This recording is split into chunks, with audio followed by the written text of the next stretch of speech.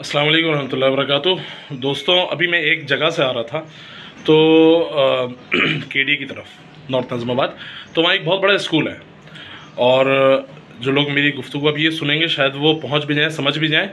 तो इस टाइम यानी 1 बजे, 1 से 2 के दरमियान इतना शदीद रश कि इंसान का दिमाग घूम जाए कि भाई यार ये क्या मसले मसाइल। भाई अगर आप अपनी पार्किंग के मसले को हल नहीं कर सकते तो आपको चाहिए, मैं स्कूल इंतज़ामिया को कह रहा हूँ कि आप यहाँ से अपने स्कूल को हटा लें।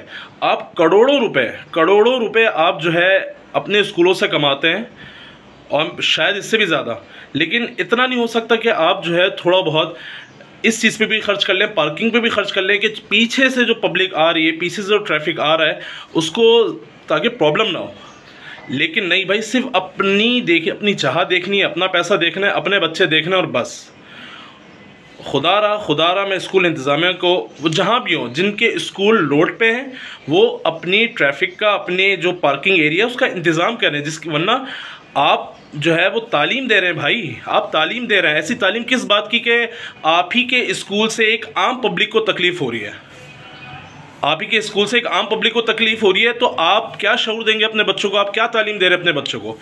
तालीम तो भाई शऊर देती है ना, तालीम तो दूसरे के दुख के अंदर साथ देना सिखाती है, दूसरों की खुशी में खुश रहना सिखाती है, ना कि दुख देना सिखाती है, ना कि तकलीफ़ देना सिखाती है। खुदारा अपनी जो जितने भी पार्किंग एरियाज़ हैं, स्कूल जितने भी स्कूल्स हैं उनको बेहतर करें, खुदारा बेहतर करें।